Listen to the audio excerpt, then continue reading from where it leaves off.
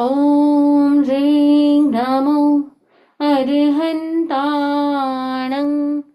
ॐ ह्रीं नमो सिद्धाणं।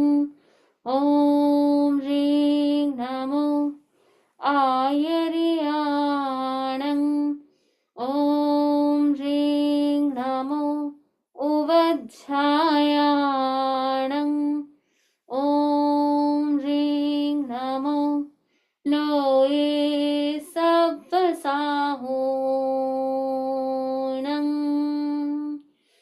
ॐ ह्रीं नमो अरिहन्ताणम्।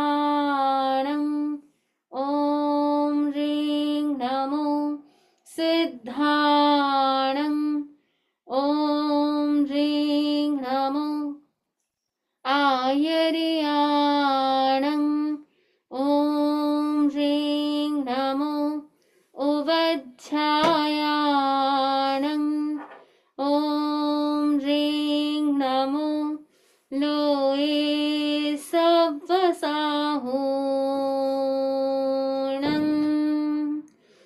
ॐ ह्रीं नमो अरिहन्ताणम्। ॐ ह्रीं नमो सिद्धाणम्। ॐ ह्रीं नमो आयर्याणम्। ॐ ह्रीं नमो उवज्झायाणम्। ॐ ह्रीं नमो लोये सव्वसाहूणम्।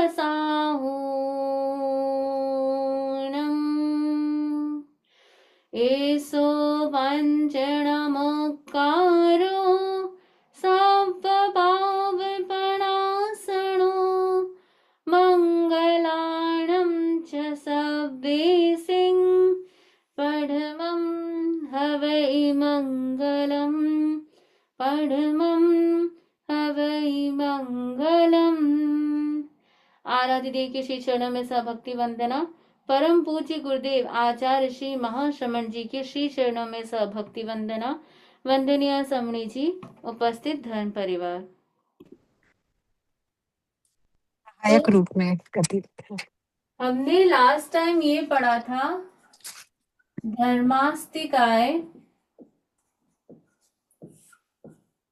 द्रव्य से असंख्य पढ़ा था हमने। तो आज हम इसमें और ऐड करेंगे द्रव्य से असंख्य प्रदेशों का एक पिंड,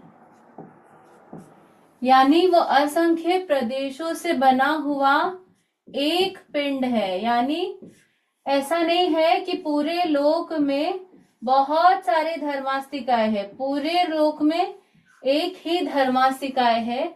तो द्रव्य से हम ये कहेंगे एक, द्रव्य से एक द्रव्य। इसी प्रकार अधर्मास्तिकाय में भी हमने ये पढ़ा था द्रव्य से असंख्य।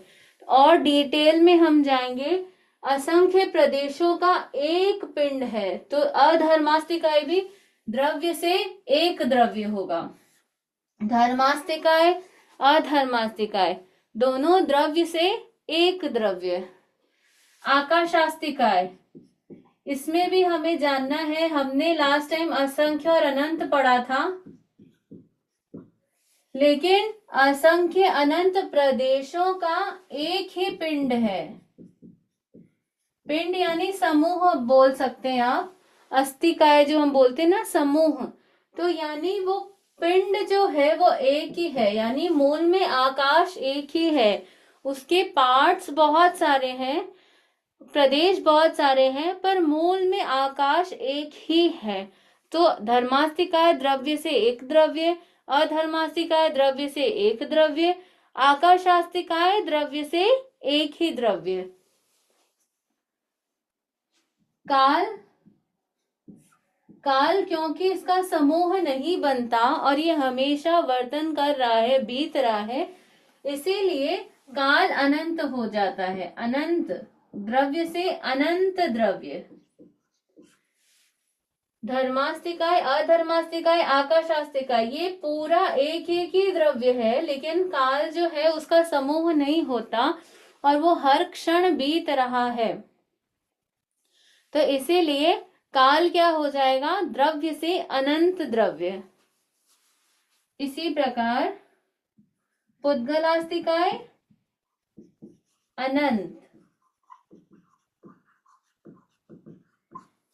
क्योंकि पुद्गल परमाणु अनंत है, उनका ऐसा नहीं है कि सभी अनंत परमाणु को बनकर एक पुद्गल बना है, ऐसा नहीं है। अनंत अनंत अनंत पुद्गल परमाणु है, तो वो सब अलग अलग भी हैं और कहीं उनका स्कंध भी बना हुआ है, लेकिन वो सब अलग हो सकते हैं, इसीलिए वो अनंत कहलाता है। पुद्गल द्रव्य, द्रव्य से अनंत द्रव्य। पर ये हम जानते हैं, हमने पहले भी पढ़ा, आकाशास्तिकाय, धर्मास्तिकाय और अधर्मास्तिकाय ये अखंड है, ये खंडित नहीं होते, इसलिए हमको इनको एक ही कंसिडर करना है। और जीवास्तिकाय, आत्माएं कितनी है, अनंत है। पूरे जगत में अनंत आत्माएं हैं, मेरी एक आत्मा, आपकी एक आत्मा, ना जाने ऐसी कितनी अनंत आत्माएं हैं, इसलिए जीवास्तिकाय द्रव्य से अनंत द्रव्य हमें समझना चाहिए।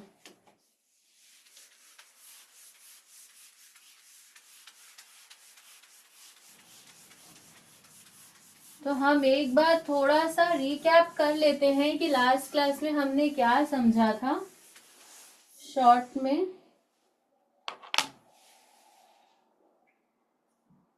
धर्मास्तिकाय, अधर्मास्तिकाय, आकाशास्तिकाय,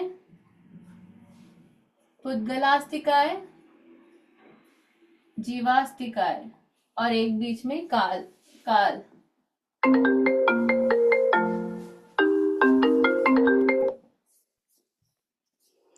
तो धर्मास्तिकाय द्रव्य से एक द्रव्य है,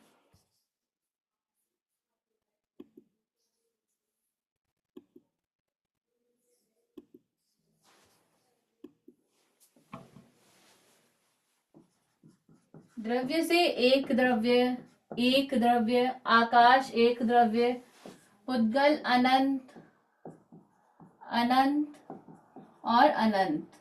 ठीक है। क्षेत्र, धर्मास्तिकाय लोकव्यापी है,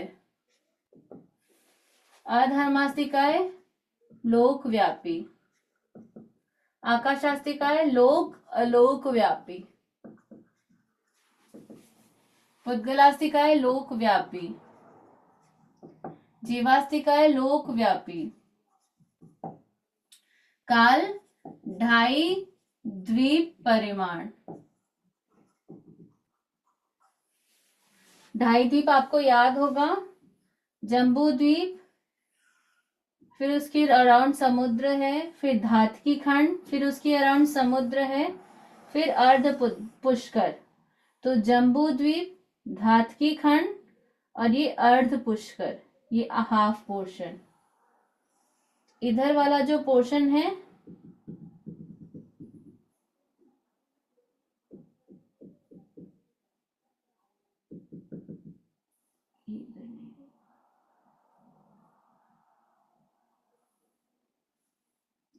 ये धातकी खंड, ये पोर्शन और जम्बू द्वीप ये, तो ये 2.5 द्वीप है, 1 + 1 + हाफ, तो टोटल 2.5 द्वीप। काल सिर्फ यहीं पर वर्तता है, जो गणना हम करते हैं, जो मैथमेटिक्स लगाते हैं काल की, वो सिर्फ ये 2.5 द्वीप में ही होता है। ठीक है।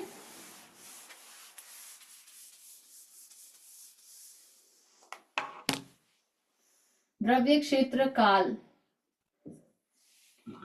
काल से ये सब अनादि अनंत है, सब कुछ, इसीलिए ये द्रव्य है। अगर ये अनादि अनंत ना हो तो ये द्रव्य नहीं हो सकते, अस्तित्ववान नहीं हो सकते। सबका ये जो काल का स्वभाव है, सब अनादि अनंत है।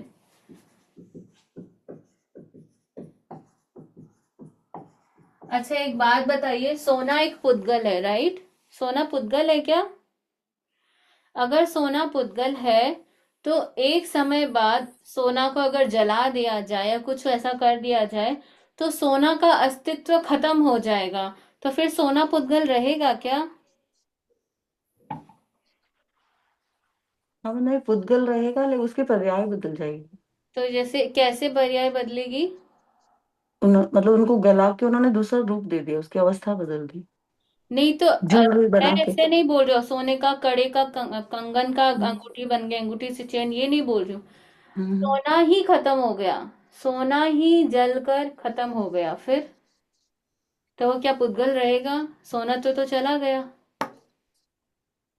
ऐसे खत्म तो नहीं होता ना उसकी मतलब। राख रहेगी, अस्तित्व रहेगा।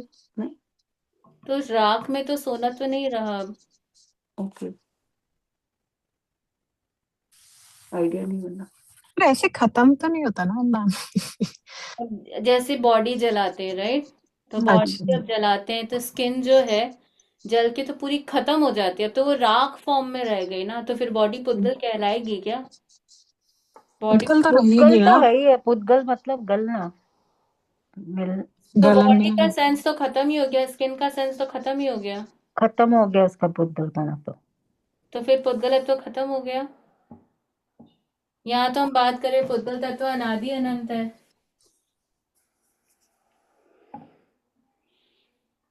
हाँ, वरना में उसका जो रस जो वर्ण स्कंद गंध। या प्रदेश रूप में था वो अभी परमाणु रूप में हो गया, वो नया फॉर्म ले लेगा, लेकिन पुद्गल पुद्गल ही रहेगा।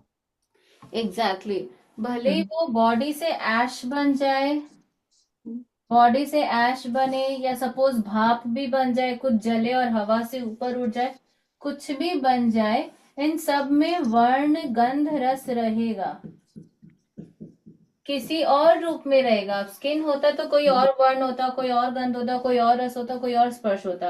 अब वो जब ऐश बन रहा है तो उसका चेंज हो जाएगा, कोई और वर्ण, कोई और गंध, कोई और रस, कोई और स्पर्श। इसी प्रकार अगर वो भाप बन रहा है तो कोई वर्ण गंध रस स्पर्श उसका चेंज हो जाएगा, बट ऐसा नहीं है कि उसका वर्ण गंध रस स्पर्श खत्म हो जाएगा। खत्म नहीं होता है, क्योंकि उसकी त्रैकालिक अवस्था है। ठीक है? तो मतलब पुद्गलत्व यहाँ पे अनादि अनंत का क्या मतलब है? यहाँ पर पुद्गलत्व कभी भी खत्म नहीं होगा। जैसे जीव है, उसका जीवत्व कभी खत्म नहीं होगा, उसके ज्ञान दर्शन गुण कभी भी खत्म नहीं होंगे, भले वो निगोज में चला जाए, भले ही उसका ज्ञान न्यूनतम हो जाए, एकदम मिनिमम, लाइक एकदम अंगुल का असंख्याता भाग जितना भी हो जाए, पर रहेगा, क्योंकि उसका जीवत्व हमेशा रहेगा, इसलिए वो अनादि अनंत है।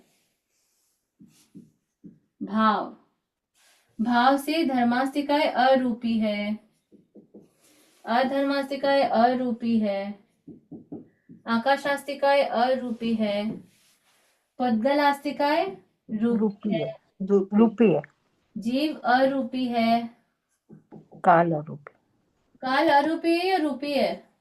काल रूपी है। क्यों, हमको सूर्य चंद्रमा तो दिखते हैं ना। लेकिन वो काल, काल नहीं है ना, काल की का- कैलकुलेशन उससे करते हैं। एग्जैक्टली हम्म। वो काल नहीं है, हम उसकी कैलकुलेशन उसके आधार पर करते हैं। तो ये भी क्या है? अरूपी। गुण से, गति में सहायक,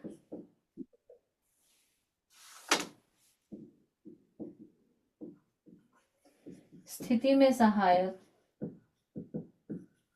आकाश का क्या गुण है?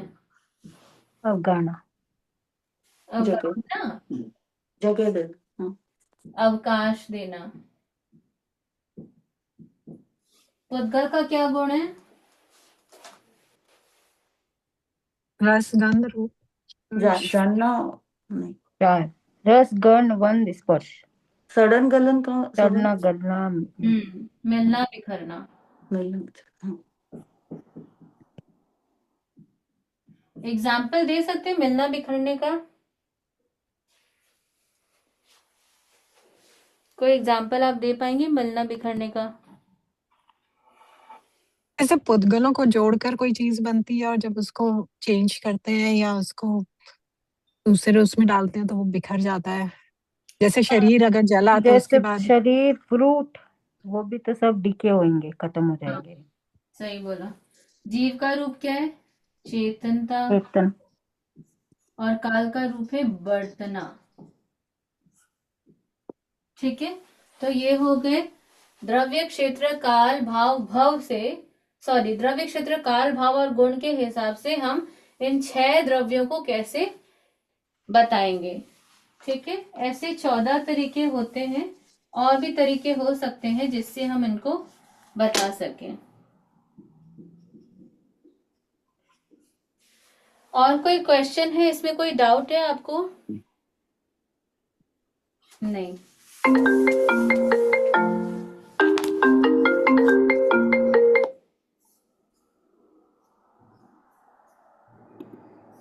हमारे कौन सा बोल छूटा हुआ है अभी तक, आपको ध्यान में है? कितने हमने कर लिए, कितने बाकी हैं?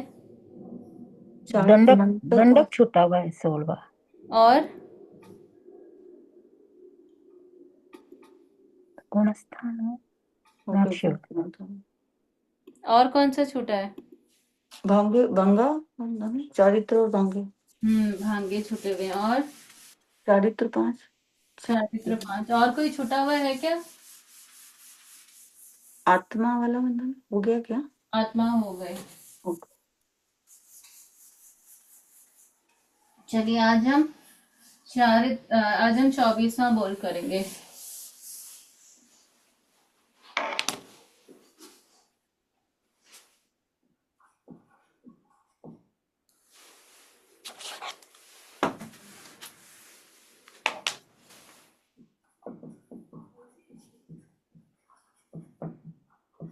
भांगा 49 यानी 49। ये भांगा क्या है? यहाँ भांगा का मतलब है विकल्प, option. Option of what? Option of व्रत। मतलब व्रत कौन कौन से तरीके से लिया जा सकता है, या कितने तरीके से लिया जा सकता है।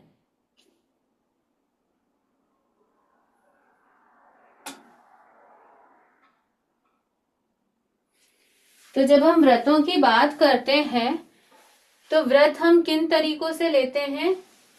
करण योग। और योग। करण का मतलब होता है करना, कराना, अनुमोद, अनुमोदना। योग मन वचन का, मन से, वचन से,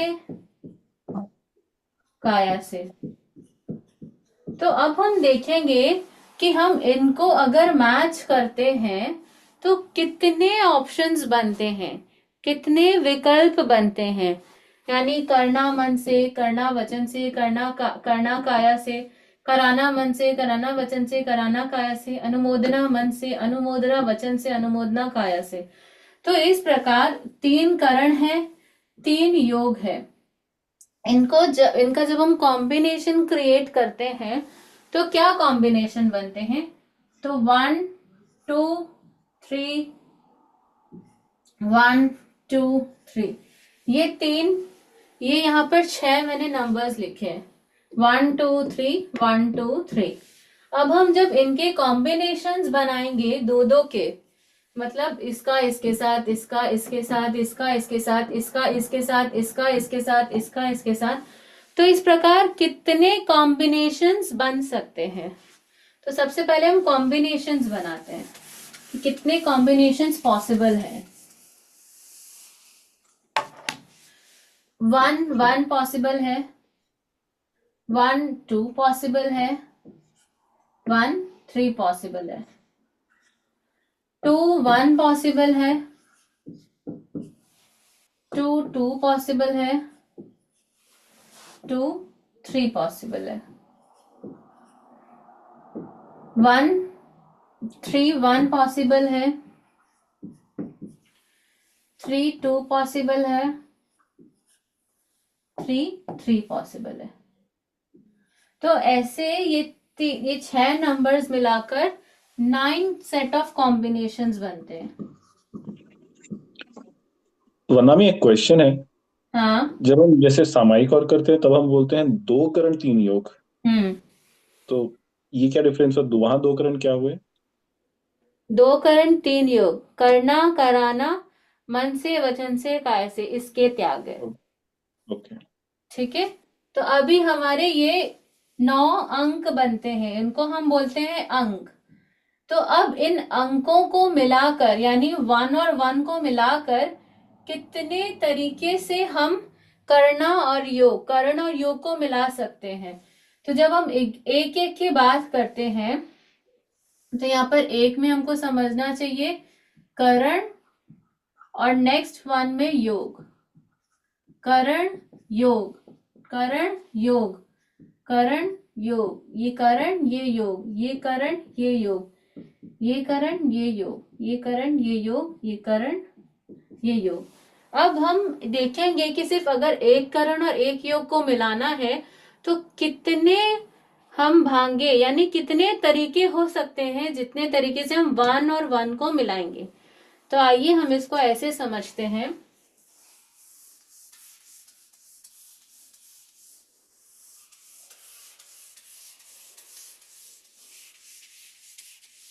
पहले हम समझते हैं 1 1। यहां मैं लिखती हूं कर्ण, यहां लिखती हूं योग। करना, कराना, अनुमोदना, मन, वचन, काया।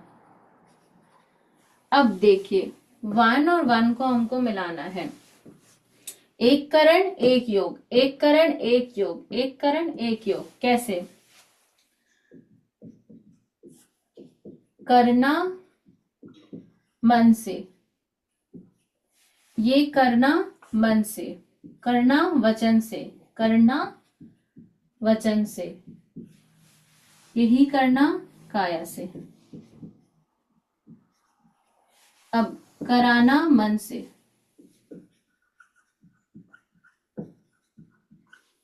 कराना वचन से,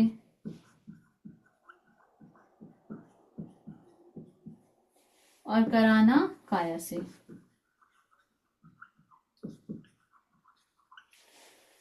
अब अनुमोदना, अनुमोदना मन से, अनुमोदना वचन से, अनुमोदना काया से। तो ये जो 1 1 है, इसका मतलब क्या है? इधर करण भी एक है, इधर योग भी एक है। 1 1 1 1।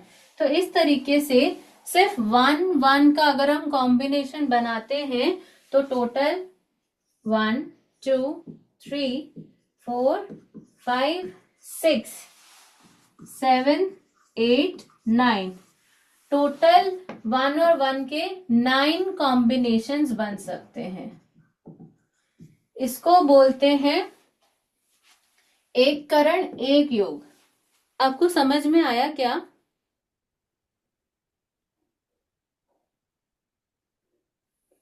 नहीं समझ में आया, मेरे को लग रहा। वापस करते हैं। किसी को भी समझ में नहीं आया? वरना भी आया एक्चुअली आया जब आप 1 और 2 कराओगे ना तो ज्यादा क्लियरली समझ में आएगा। मतलब पहले क्या हो रहा था कि आपने 3 3 बोल दिया, करना कराना अनुमोदन मन वचन काया से हमने वो 9 सेट बनाए थे, राइट? 1 1 1 2 1 3 2 1 2 2 2 3। तो उसमें ऐसा फील हो रहा था कि उसी में हमने करना मन से, करना वचन से, करना काया से कंप्लीट कर दिया। लेकिन अभी आप जो 1 1 वापस करा रहे हो हाँ, तो उसमें वापस से वही सेट्स बन रहे हैं।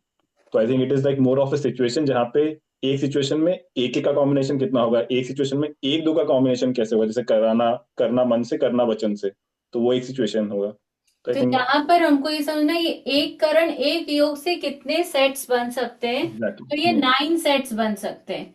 यानी आप कभी कोई त्याग लें तो आप कैसे कर सकते हैं कि मेरे मन से करने का त्याग है, वचन काया खुला है, या मेरे वचन से करने का त्याग है, मन काया खुला है, या मेरे काया से करने का त्याग है, मन काया मन वचन खुला है। जैसे अगर सपोज अपशब्द नहीं बोलना, तो वचन से त्याग है, वचन से नहीं बोलेंगे, मन में आ सकता है, काया से एक्सप्रेशन भी हो सकते हैं। फिर अब काया से कराने की जब बात होती है कि हम किसी से नहीं कराएंगे, यानी आप किसी को नहीं बोलेंगे कि तुम गाली दो, लेकिन मन में आ सकता है कि मैं किसी को बोलूं कि तुम उसको गाली दो या कुछ अब्यूजिव बोलो, या काया से एक्सप्रेशंस दे सकते हैं कि तुम उसको बोलो, लेकिन वचन से आप नहीं बोलेंगे। अनुमोदना को अगर किसी ने गाली दी, आपने जो कहा वो किया, तो आप मन से सपोज अनुमोदना करने का, वचन से अनुमोदना करने का त्याग है कि मैं नहीं बोलूंगी कि अच्छा तुमने ये किया, लेकिन मन में अनुमोदना हो सकती है, अच्छा मैंने तो बोला नहीं था लेकिन फिर भी उसने कर लिया। या एक्सप्रेशन में काया से एक्सप्रेशंस में आ सकती है कि अच्छा उसने ये काम कर लिया। तो एक करण और एक योग से इस तरीके से 9 सेट्स बन सकते हैं। करना मन से, करना वचन से, करना काया से, कराना मन से, कराना वचन से, कराना काया से, अनुमोदना मन से, अनुमोदना वचन से, अनुमोदना काया से। ठीक है, अब नेक्स्ट सेट्स जो हैं वो आप लोग बनाएंगे।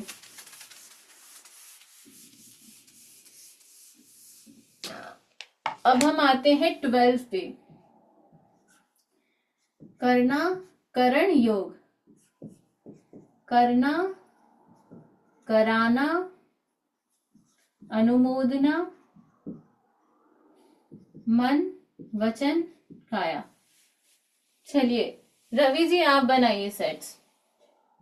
कितने तो मैम सेट? करना, इसमें भी 9 बन जाएंगे। करना मन और करना वचन एक हाँ, हो गए, करना मन मन से से, और करना वचन वचन से। से, सिमिलरली करना मन और काया, मन से, काया से, और करना वचन और काया, वचन से और काया से। वचन से, काया से। इसी प्रकार कराना, कराना भी मन मन से वचन से वचन से, कराना भी मन से, काया से, काया से, कराना वचन से और काया से। काया से।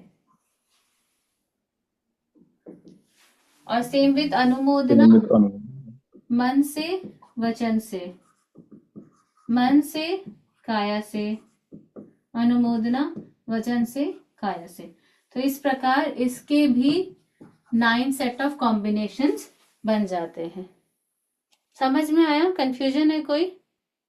नहीं, अभी समझ में आया। नहीं, इसमें हमको क्या समझना है कि मैं कोई भी काम मन से वचन से नहीं करूंगा, अगर मैं 2 कोटि लेती हूँ, लेकिन काया से मेरा करना खुला है। कोई भी काम मैं मन से, काया से नहीं करूंगा पर वचन से खुला है। अब जैसे सपोज आपके घर के आगे कोई पेड़ है, ठीक है, अब उसको आप, वो पेड़ आपको प्रॉब्लम दे रहा, जो भी दे रहा, तो आपको कटवाना पड़ेगा, ठीक है। आप मन से नहीं चाहते कि मैं कटवाऊं, काया से भी आप नहीं काटेंगे, खुद नहीं काटेंगे, पर वचन से आपको किसी को बोलना पड़ेगा कि तुमको ये पेड़ काटना है, क्योंकि आप तो काटेंगे नहीं, कोई और काटने वाला है। तो आपके मन से और काया से त्याग है पेड़ काटने का, पर वचन से आपको बोलना पड़ेगा। तो इस तरीके से हमको ये सारी चीजें समझनी है कि इन इन तरीकों से त्याग लिया जा सकता है और इन इन तरीकों से धर्म भी किया जा सकता है। जैसे किसी ने धर्म किया तो आप किसी ने किया तो आपने क्या किया, वचन से और काय से उसकी अनुमोदना की। यानी सपोज आपके मन में अनुमोदना का भाव ज्यादा नहीं आया, लेकिन व्यावहारिक तौर पर आपने वचन से और काया से उसकी अनुमोदना की। सपोज एक एग्जांपल मैं देती हूँ। सपोज कोई तपस्वी है और आपको ऐसा लगता है कि वो तपस्या का ढोंग करता है, नाम और ख्याति के लिए ढोंग करता है, फिर भी व्यवहारिक तरीके से आप वचन से उसकी तपस्या का अनुमोदन करेंगे, काया से भी उसको शाबाशी देंगे, टैप करेंगे, कुछ भी करेंगे, पर मन आपका उसमें इन्वॉल्व नहीं है, क्योंकि आपको लगता है कि वो ढोंगी, वो ऐसी तपस्या कर रहा है। तो इस तरीके से वचन से, काया से तो आपने किया, लेकिन मन से नहीं किया। इस तरीके से ये सारे भांगे उस तरीके से अप्लाई होते हैं। ठीक है, हटा दूं?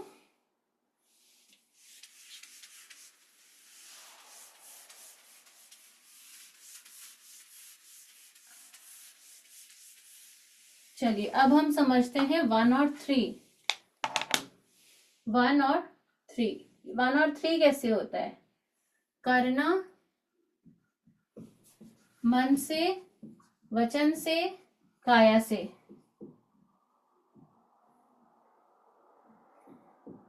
कराना मन से, वचन से, काया से। अनुमोदना, मन से, वचन से, काया से। तीन ही होंगे क्या? हाँ वंदना, में 3 ही होंगे जी इसमें। वंदना। तो ये 3 ही बनेंगे। एक तो मैं चेक करती हूँ।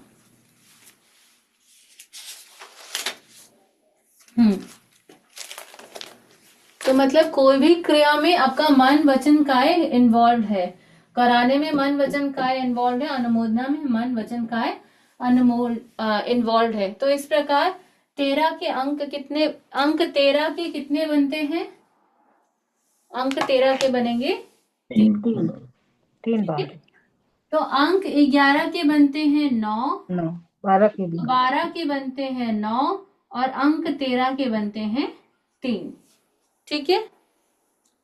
अब हम अंक 22 में, 21, 22, 23 में आते हैं।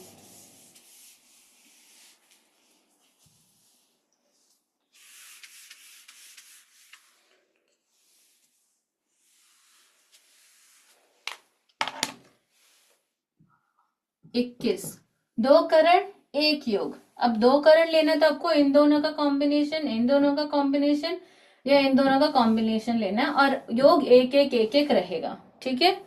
कौन कौन जुड़े हुए हैं? चलिए अंकिता जी आप बताएंगे। क्या वंदना में? आप बताएंगे। अ, अंक 21 का कैसे करेंगे हम?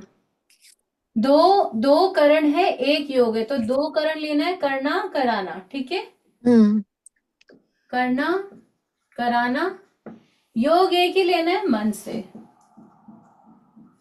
ठीक है। करना हम्म कराना,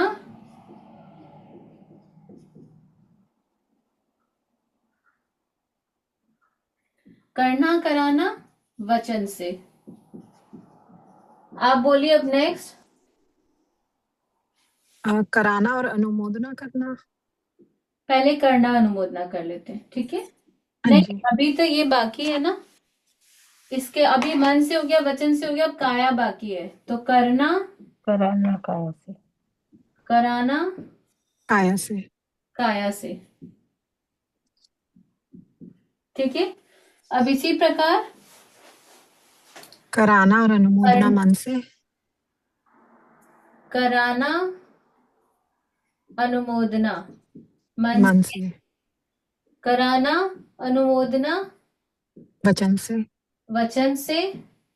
कराना अनुमोदना काया। काया से।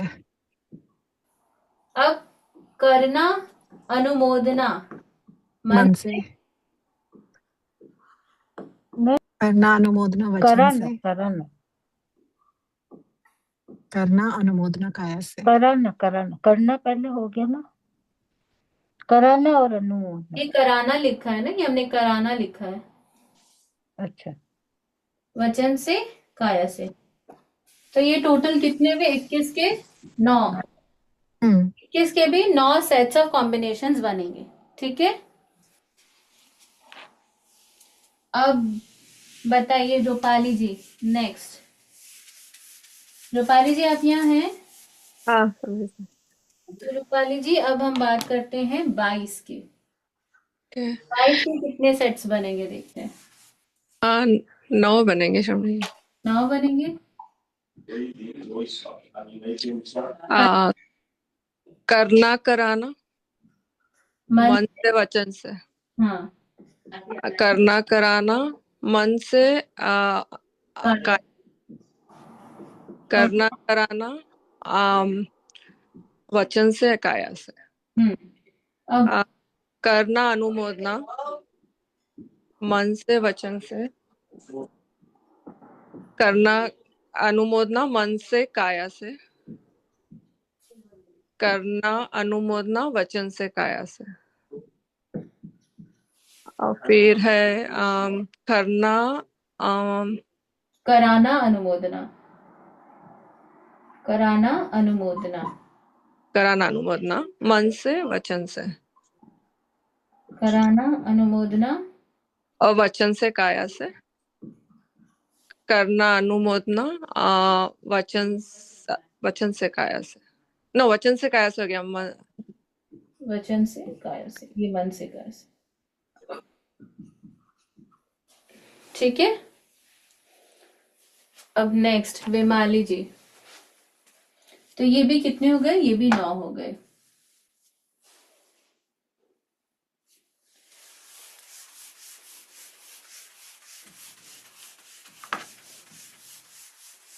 अब देखते हैं 23 के कितने बनते हैं। ये हो गए 23।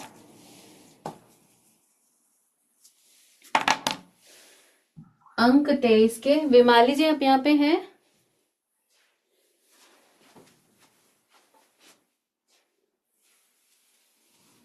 स्वामी मैं बाहर हूँ तो नहीं जवाब दे पाऊंगी। बाहर है क्या? चलिए कोई मैं बात, बाहर हूँ। ठीक है। 4वीं कौन है? अच्छा डैनी जी, चलिए डैनी जी आप बताइए।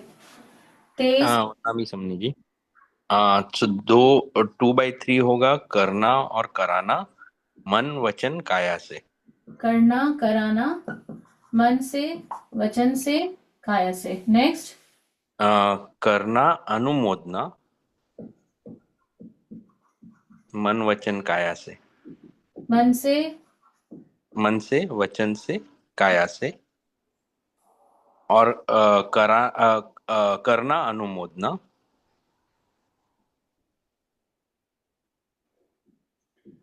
करना अनुमोदना मन से वचन से काया से। तो ये बनेंगे 3।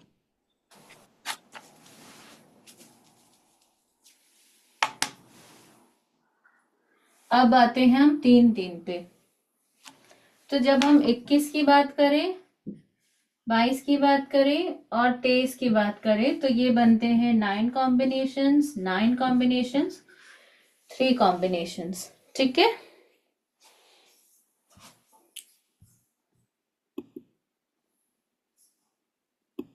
अब बताइए नेक्स्ट निशा जी।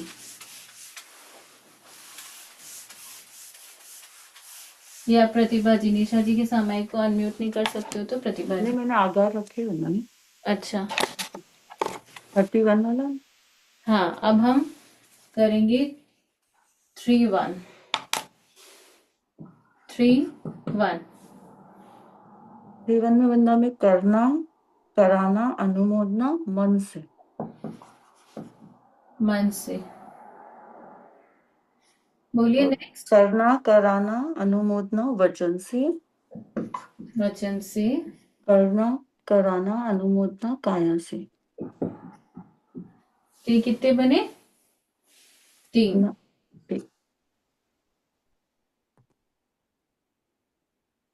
ठीक है। अब हम आते हैं 32 पे। 32 के बताइए निशा जी। 32 3 करना कराना अनुमोदना मन और वचन से। करना कराना अनुमोदना मन से वचन से। वचन से हाँ। करना कराना अनुमोदना मन और काया से। करना कराना अनुमोदना वचन और काया से। तीसरा वचन और काम। ठीक है। मन से वचन से, मन से काया से, वचन से काया से। तो ये भी बन गए 3। 32 के भी 3। प्रतिभा जी 33 के बताइए कितने बनेंगे? जी वंदा में एक ही भांगा बनेगा। 33 का एक ही भांगा बनेगा। तीनों करण और तीनों योग। करना नहीं करना कराना और अनुमोदना मन से वचन से काया से।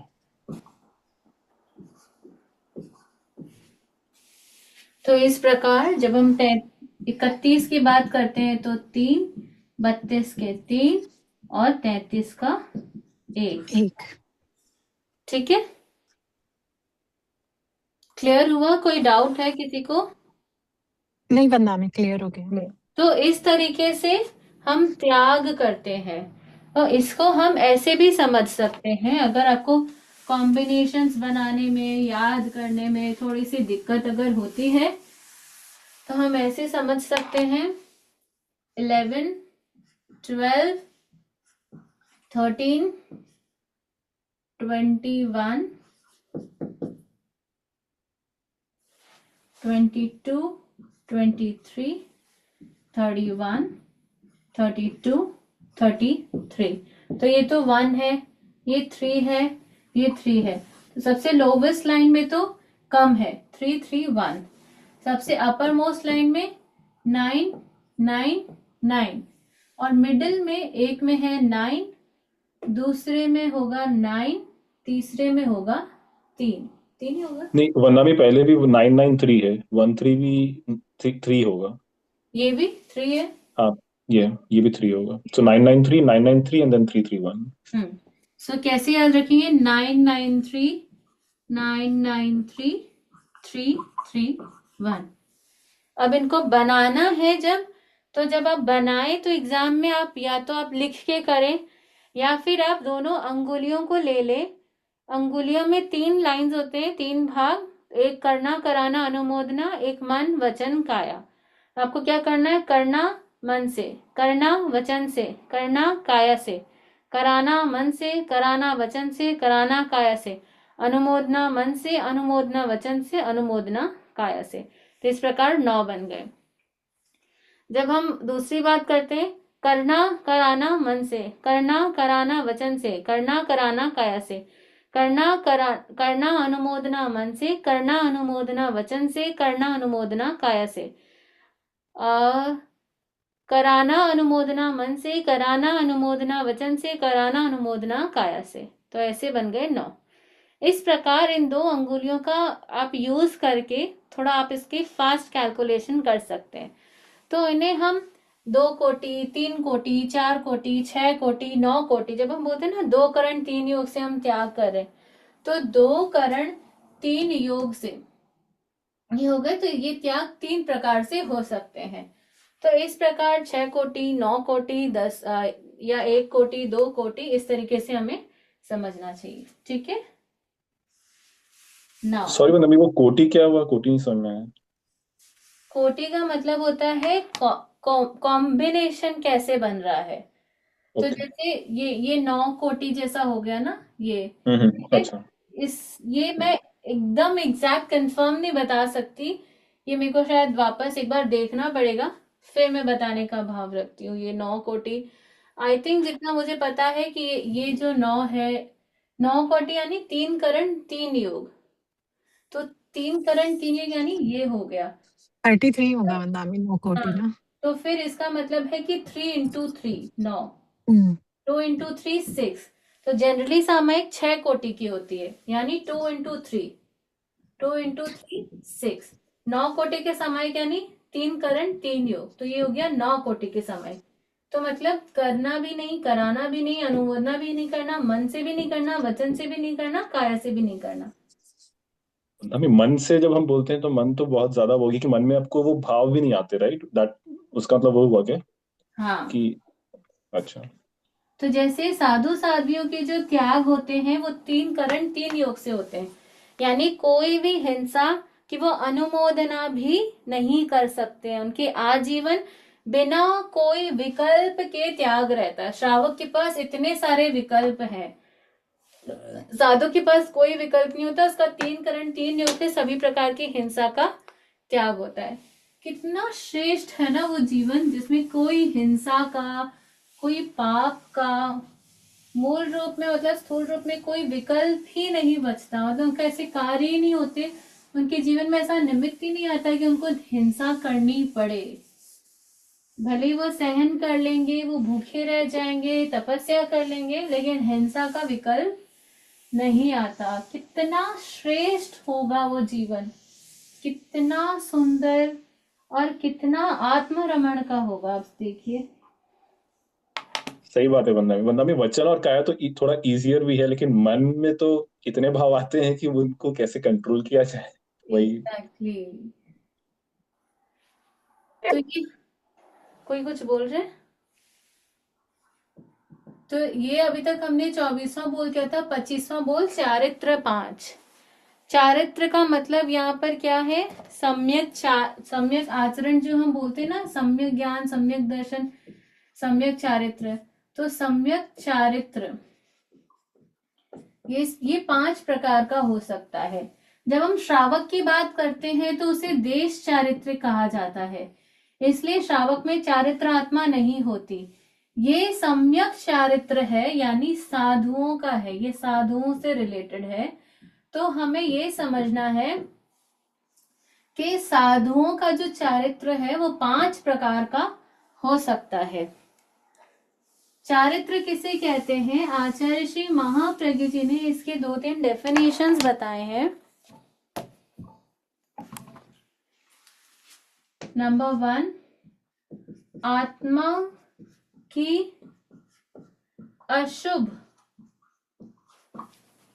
प्रवृत्ति का निरोध। जैसा कि हमने कहा कि इनके 3 करण 3 योग से त्याग होते हैं, तो सभी प्रकार की अशुभ प्रवृत्ति का निरोध हो जाता है। तो जिस एक्शन से सभी प्रकार की अशुभ प्रवृत्ति का निरोध होता है उसे हम कहते हैं चारित्र। दूसरा, शुद्ध अवस्था में स्थित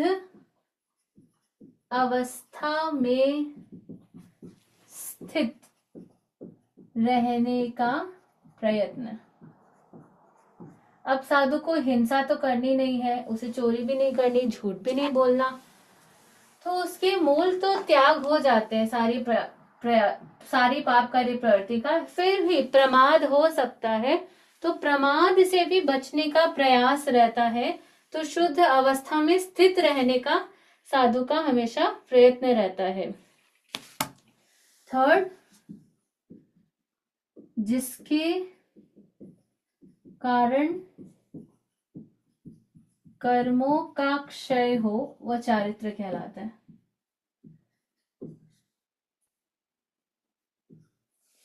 तो इसका मतलब क्या है? जब यहाँ पर हम चारित्र का मतलब तो त्याग कह रहे हैं, त्याग से तो नए कर्म रुकते हैं, पुराने कर्म टूटते थोड़ी ना है। तो इसका ये डेफिनेशन कैसे सेट होगा?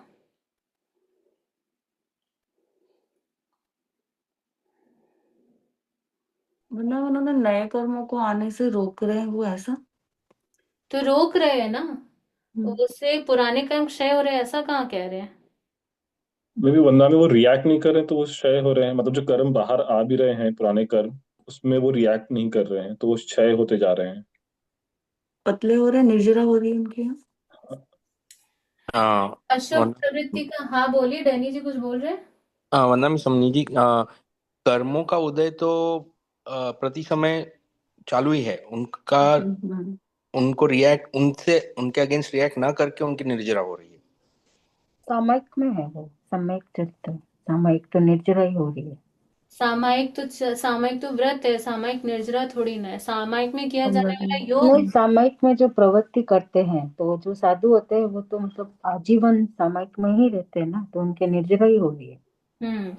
कर्मों का क्षय त्याग के साथ निर्जरा ये नियमा है। नियमा का मतलब ये होगा ही होगा, रूल। जैसे आपने त्याग लिया, आज मैं आइसक्रीम नहीं खाऊंगी, आपके सामने आइसक्रीम का अवसर जब भी आएगा आप कंट्रोल करेंगे, तो उससे क्या होगी? निर्जरा। तो कंट्रोल कर रहे हैं, आपने खाया नहीं, वो त्याग हो गया, उसके साथ हो गई निर्जरा। तो जब भी साधु बनते हैं, अशुभ प्रवृत्ति का त्याग हो गया, अब वो शुभ में संलग्न होंगे, तो उनकी निर्जरा होगी। और पुराने कर्म ऑलरेडी उदय में आ रहे हैं, तो वो भी निर्जरा है। तो इसीलिए चारित्र के 3 डेफिनेशन आचार्य श्री महाप्रज्ञ जी ने लगभग बताई है। आत्मा की अशुभ प्रवृत्ति का निरोध, शुद्ध अवस्था में स्थित रहने का प्रयत्न, और जिसके कारण कर्मों का क्षय हो उसे चारित्र कहते हैं। चारित्र के 5 प्रकार हैं। सबसे पहला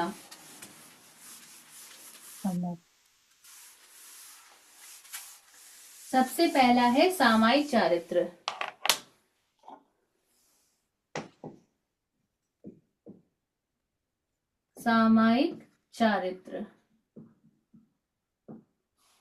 सामायिक चारित्र क्या होता है? सामायिक चारित्र का मतलब है आजीवन पापकारी प्रवृत्ति का त्याग कर समता में रमण करना। मतलब जब आप सामयिक का प्रत्याख्यान करते हैं तो देवगुरु धर्म की साक्षी से करेमी बनते सामा इयम सावजम जोगम पच्चखामी जाव नियमम बोलते हैं, यानी कब तक मैं सामयिक कर रहा हूँ, मोहत्तम एगम मोहत्तम दोगम, 3 मोहरत, या फिर पौषध आप लेते तो दिन रात, 2 दिन 5 दिन 10 दिन, आजीवन नहीं होता। पर जब करेमी भंते का पाठ दीक्षा देते समय दिया जाता है तो होता है करेमी भंते सामाइयम यावत जीवम पच्चखामि।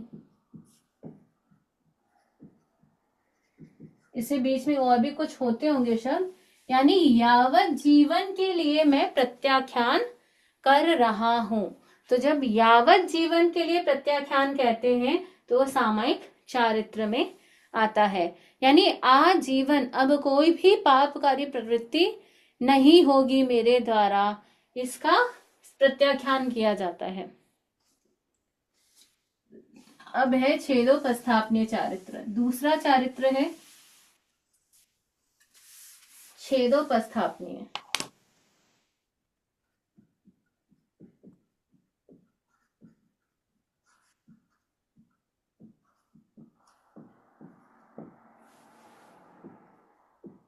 छेद उपस्थापनीय, इसका 2 मतलब होता है। एक तो गलती होने पर दूसरा देना, दूसरी दीक्षा देना, या फिर जो व्रत लिए हैं उनमें व्रतों को खोल कर लेना, यानी व्रतों को और डिटेल में समझना।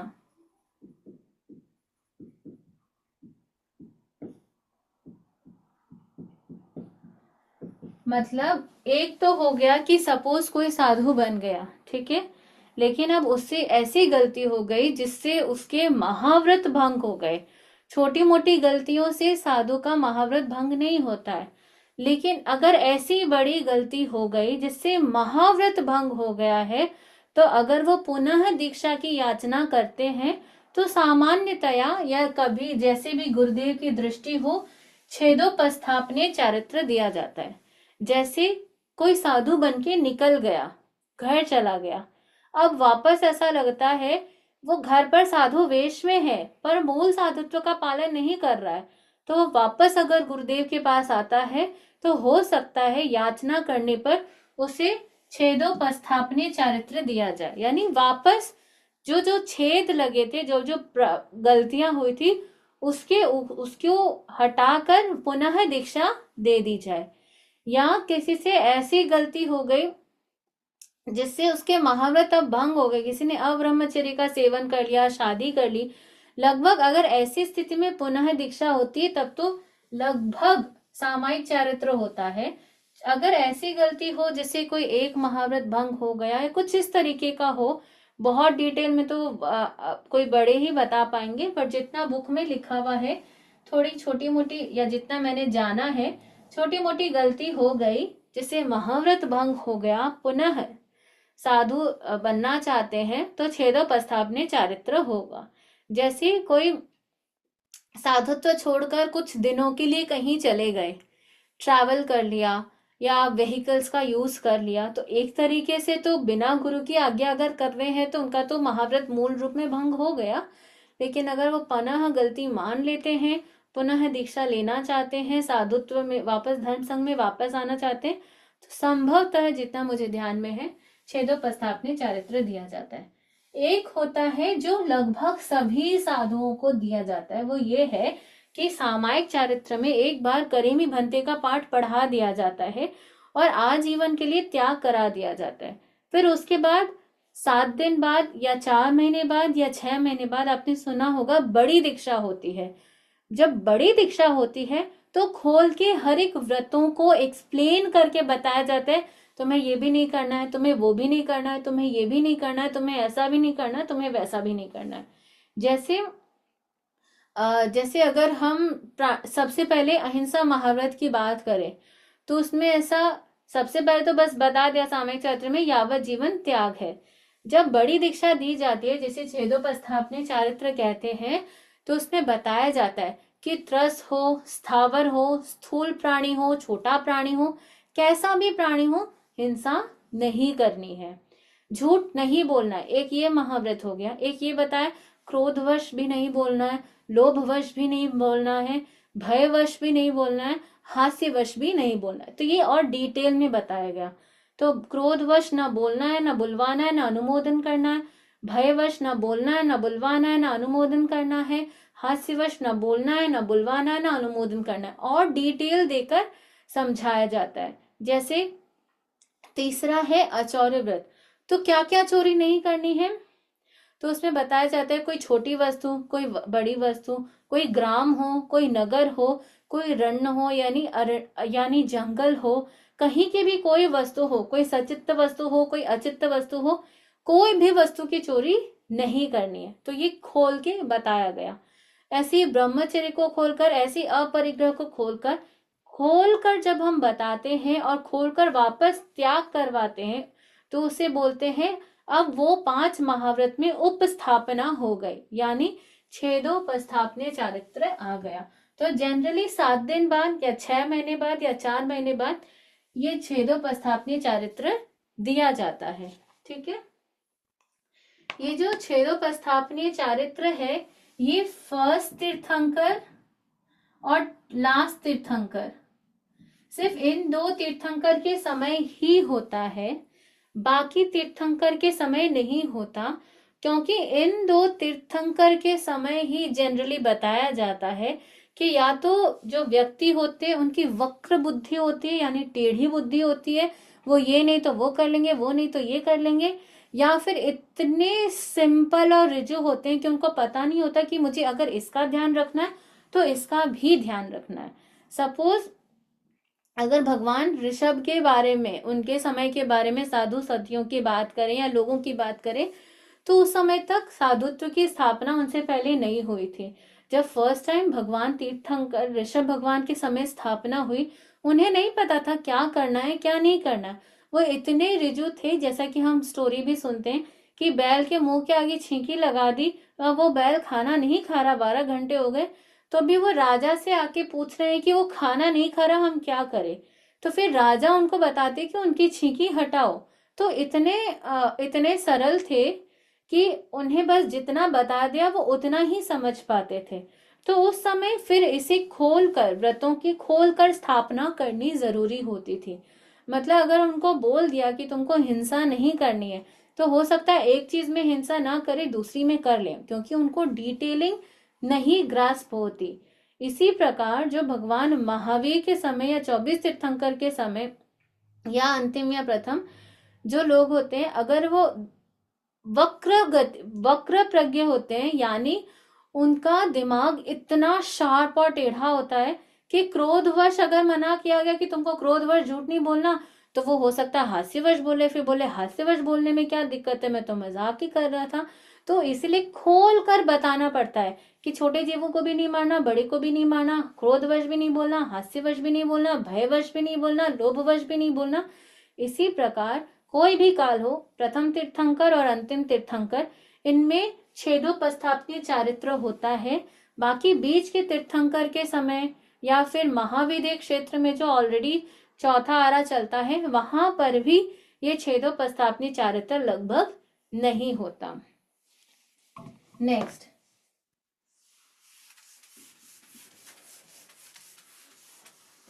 पहला चारित्र का नाम क्या है? रवि जी, पहला चारित्र का नाम? वंदामी सामायिक चारित्र। दूसरा? छेदोपस्थापनीय। छेदोपस्थापनीय।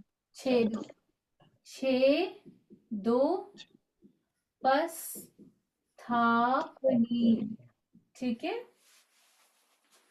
अगर इंग्लिश में देखें तो छेदो पस थाप नीय चारित्र। ठीक है। अब परिहार विशुद्धि चारित्र, तीसरा चारित्र है परिहार विशुद्धि चारित्र।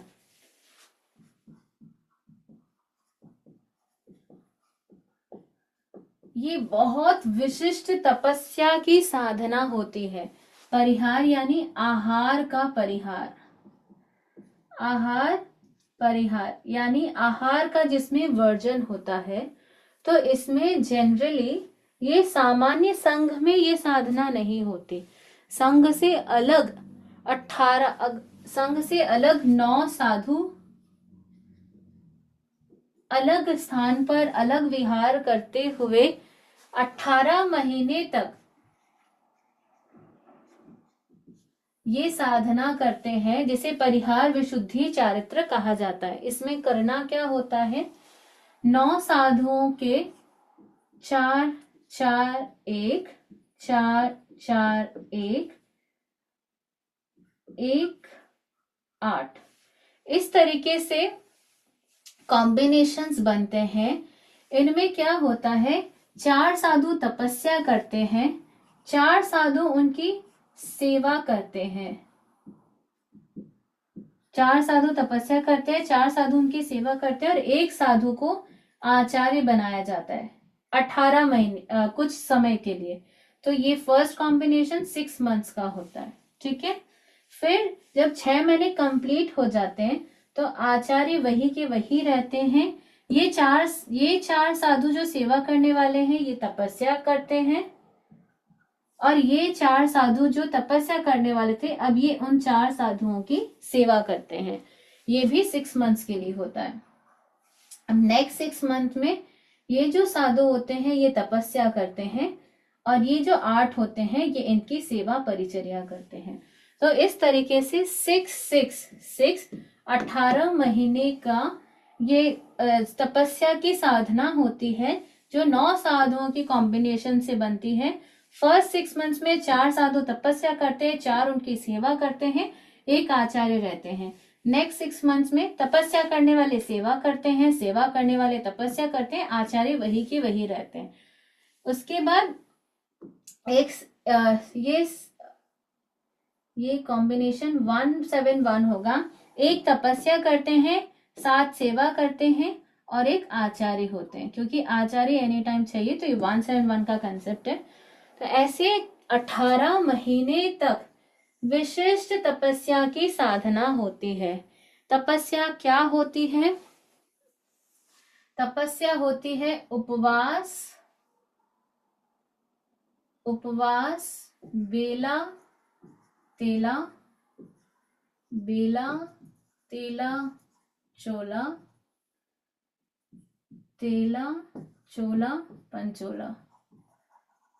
मतलब जब गर्मी का समय हो तो मिनिमम एक उपवास रिक्वायर्ड है। ये हम जो बोल रहे हैं ना तपस्या की बात जो हम कर रहे हैं, इसमें गर्मी के समय में एक उपवास और आइम्बिल से पारना, या बेला और आइम्बिल से पारना, या तेला और आइम्बिल से पारना। गर्मी के समय मैक्सिमम उपवास से तेला तक की तपस्या होती है, लेकिन पारने में सिर्फ और सिर्फ आइम्बिल से एक समय बैठकर ही पारना। जहां तक मुझे ध्यान में ये आइम्बिल एक धान वाला होता है।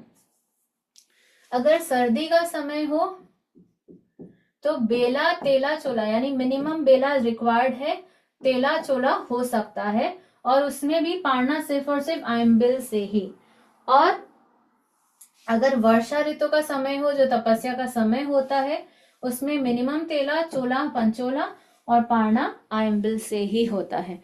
तो इस प्रकार विशिष्ट तपस्या की ये साधना होती है।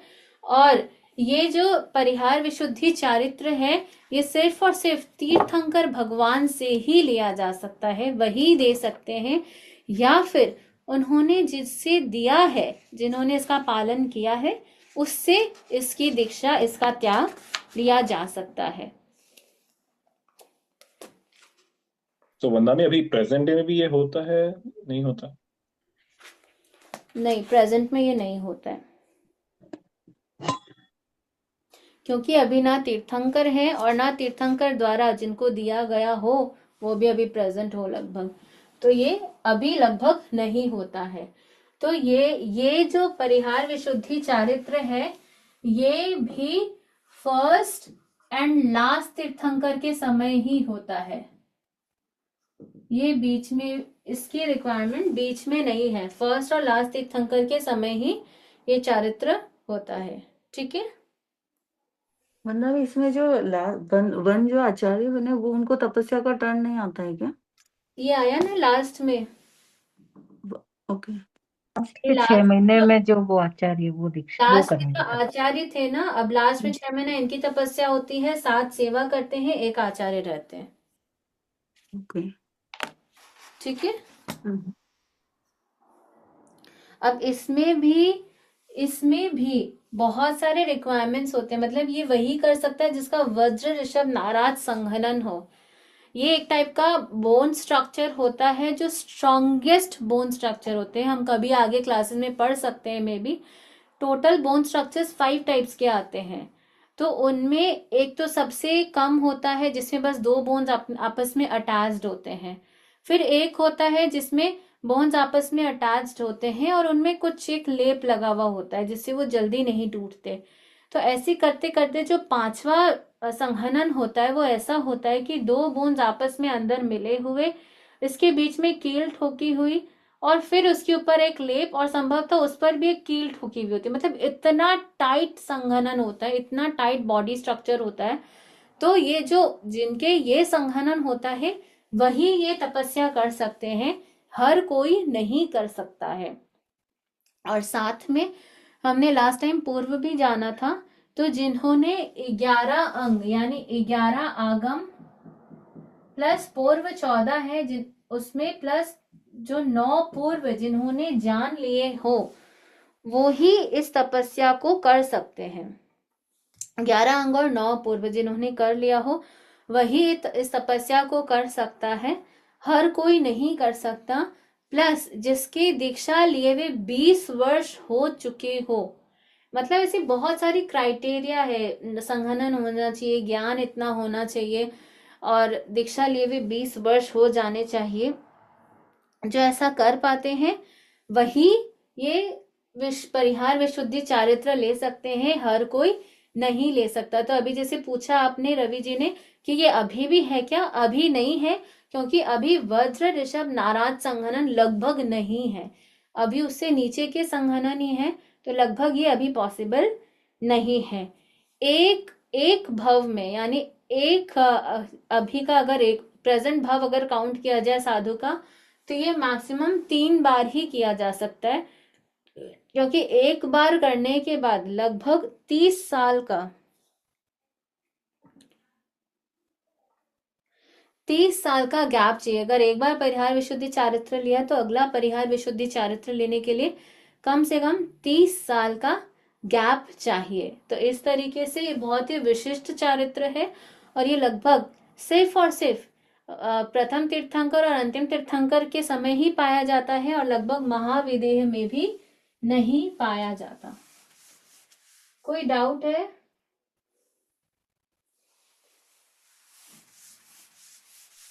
नहीं बता। ठीक है, तो पहला है सामायिक चारित्र है, दूसरा छेदोपस्थापनीय चारित्र मतलब खोल खोल कर चारित्र की स्थापना करना, तीसरा है परिहार विशुद्धि चारित्र। ये 3 चारित्र तो लेने पड़ते हैं, यानी दिया जाता है, लेने पड़ते हैं।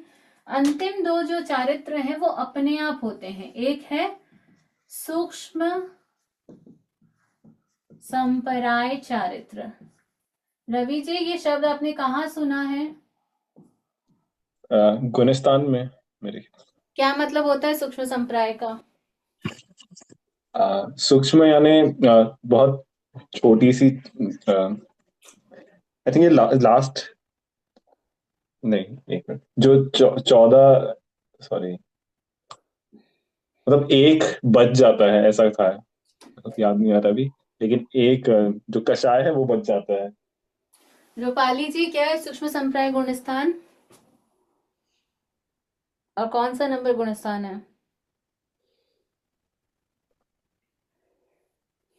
नहीं रूपाली जी यहाँ पे। अच्छा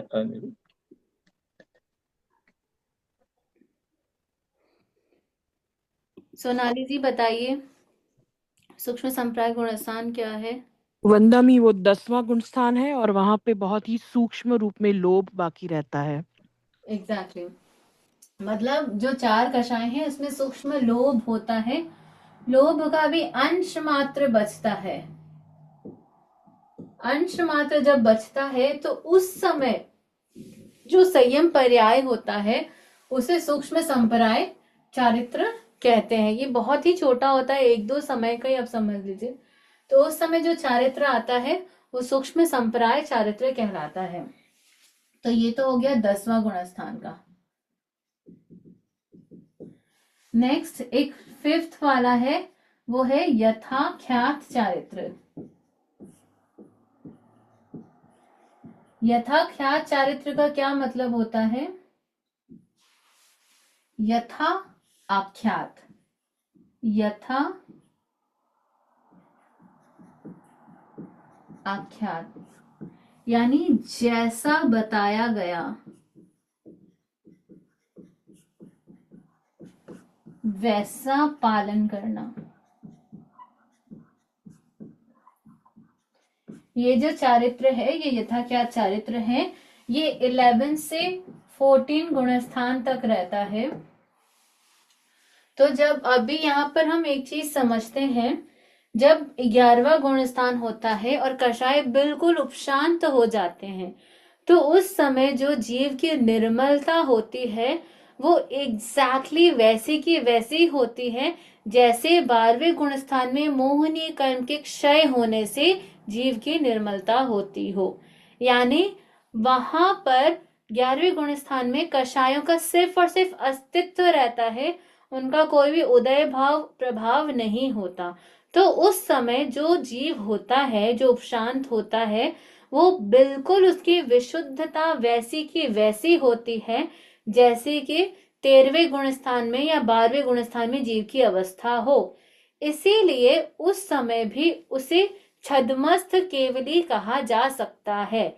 यानी वो ऐसा केवली है जिसकी मोहनीय कर्म का केवल और केवल अस्तित्व मात्र है लेकिन कोई प्रभाव नहीं है। तो जब हम 11वें गुण स्थान की बात करते हैं तो 11वें गुण स्थान में यथाख्यात चारित्र आ जाता है। यानी जैसा बताया गया है कि चारित्र जैसा होना चाहिए वैसा का वैसा चारित्र 11वें में, 12वें में, 13वें में तो ऑफ कोर्स आ ही जाता और 14वें में रहता ही है, लेकिन 11वें 12वें में भी वो पॉसिबल है क्योंकि कषायों का बिल्कुल भी उदय नहीं होता, बिल्कुल भी प्रभाव नहीं होता। इसीलिए यथाख्यात चारित्र 11वें से 14वें गुणस्थान में पॉसिबल है।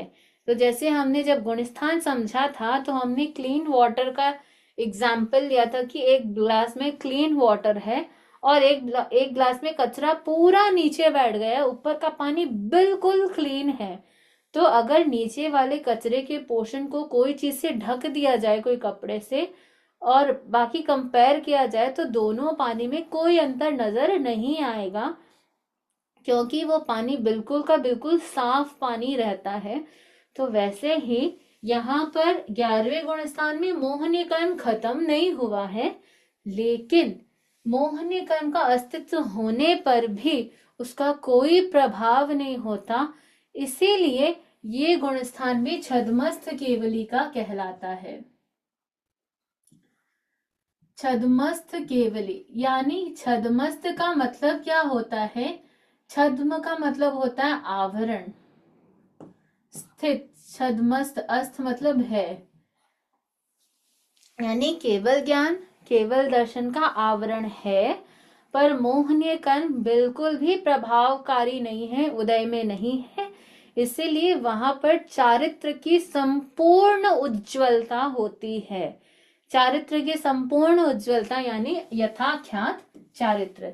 तो जब पांचवें चारित्र की बात करते हैं तो ये 11वें से 14वें गुण स्थान तक होता है। अब आप कहेंगे समझ जी 11वें के बाद तो उफान आता है, तो जैसे ही उफान आता है 11वां गुण स्थान हट जाता है।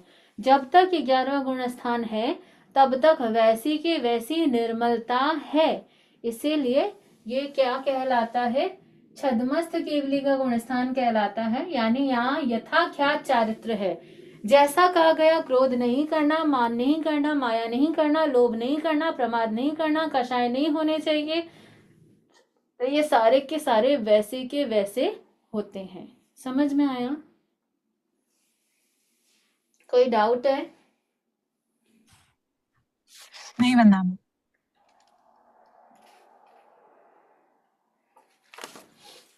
तो चलिए, जब हम सामायिक चारित्र की बात करते हैं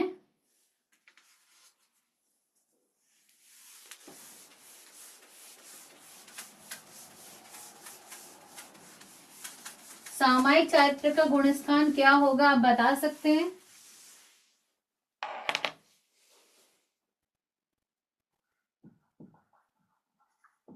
सातों के लिए छठा सातवां ना।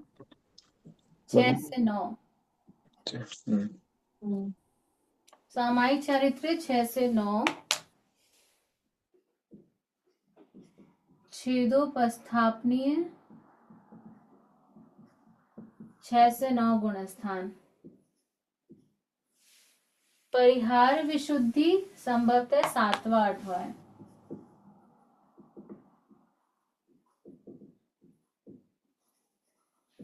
लेट मी चेक 9वां है क्या।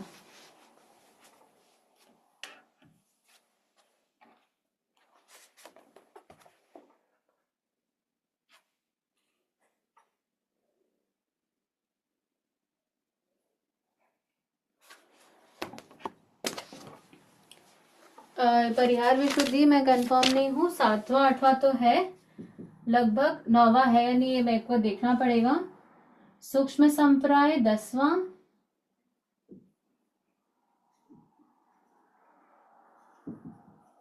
और यथाख्यात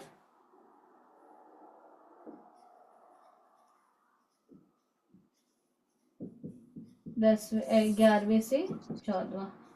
तो इस प्रकार चालू 6 से ही होगा, ये हमें ध्यान रखना है। चारित्र चालू 6 से ही होगा। श्रावक के मूल चारित्र नहीं आता है, इसलिए श्रावक के चारित्रात्मा नहीं होती। श्रावक का जो व्रत होता है वो देश चारित्र कहलाता है, संपूर्ण चारित्र नहीं कहलाता। इसीलिए उसे चारित्र में हम कंसिडर मूल में नहीं करते हैं। ठीक है। परिहार विशुद्धि 6 और 7 नहीं है वंदना। 6 तो नहीं होना चाहिए परिहार विशुद्धि। इसमें है छठा सातवां। कहाँ देख रहे हैं आप? मैंने कहीं से लिखा है तो सामायिक तो 6 से 9 तक, परिहार विशुद्धि 6 से 7 और छेदोपस्थानीय ठीक है, मैं एक बार ये कंफर्म कर लेती हूँ, क्योंकि ये पूर्व तो 6 में आते ही नहीं है, पूर्व 7 में ही आएंगे। पूर्व की तैयारी, पूर्व अंग की जो बात है, तो एक बार मैं ये कंफर्म करके बताने का भाव रखती हूँ। ठीक है। अभी टाइम क्या हुआ है? वैसे ही क्वेश्चन था वंदना में एक हाँ बोलिए। कि यथा क्या, जैसे 11वां गुण स्थान तो बहुत थोड़े समय का होता है ना, और उसमें वही जाते हैं जो वापस आते हैं। तो 11वां इसमें काउंट होना चाहिए, मतलब 12 से 14 भी हो सकता है ना। मतलब मेरा वैसा था कि 11 क्यों काउंट कर रहे हो ना। एक बार वापस बोलिए, आप क्या बोल रहे हैं? तो 11वां गुण स्थान उपशांत गुण स्थान तो बहुत थोड़ा सा होता है ना, और वही लोग जाते हैं जो आगे अच्छा, मे बी कि जो आगे जाने वाले हैं उसी में जाते हैं, नहीं तो जो लोग वापस भी आ जाते हैं ना यहाँ से, तो वो नहीं जाएंगे फिर ना। नहीं, आगे यथा जाने क्या, वाले तो इसमें जाते ही नहीं है, यहाँ से तो हाँ, तो 10 से वो 12 पे ही जंप करते हैं वो।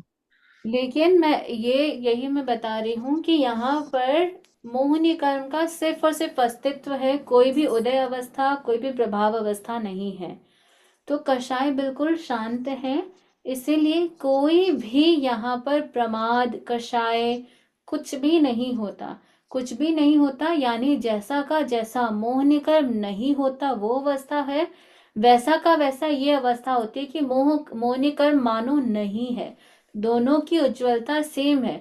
तो उस समय उनका जो भी योग होगा, जो भी थॉट प्रोसेस होगा, जो भी चीजें होंगी, वो बिल्कुल केवली की तरह होंगी। यानी कहीं पर भी कषाय नहीं होंगे। इसीलिए 11वें गुणस्थान को छद्मस्थ केवली का गुणस्थान बताया जाता है।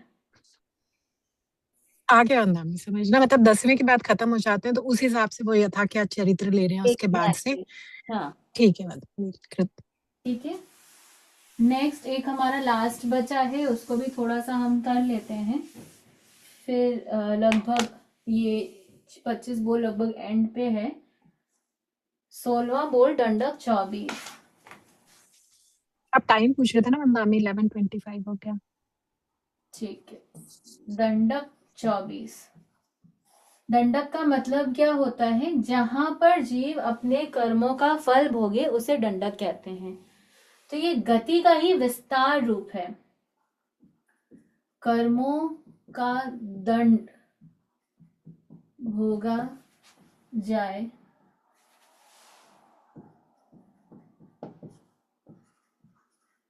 तो उसे हम दंडक कहते हैं।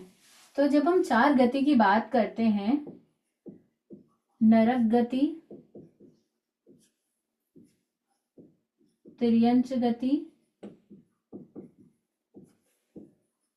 मनुष्य गति, देव गति, तो ये जो दंडक है ना, ये इनका ही विस्तार रूप है। तो अब हम ये देखेंगे कि टोटल दंडक 24 हैं, तो हर एक गति को कितने दंडक दिए गए हैं। नरक गति, जब हम नरक गति की बात करते हैं तो 7 नरक है, 7 नारकी को 1 दंडक दिया गया है फर्स्ट। ठीक है, जब हम नरक गति की बात कर रहे हैं तो 7 नारकी जो है, 7 प्रकार के नरक हैं, उन सब को 1 फर्स्ट दंडक दिया गया, उनका फर्स्ट स्थान दिया गया है, उनका है दंडक पहला फर्स्ट। अब हम आते हैं, जब हम लोक की व्याख्या करते हैं ना,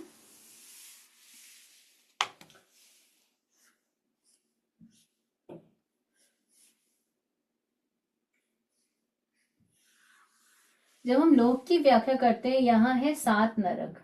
ठीक है, अब नरक के जस्ट ऊपर का जो ये पोर्शन है, जो मिडिल कॉस्मोस के जस्ट नीचे का पोर्शन है, यहाँ पर भवनपति देव रहते हैं।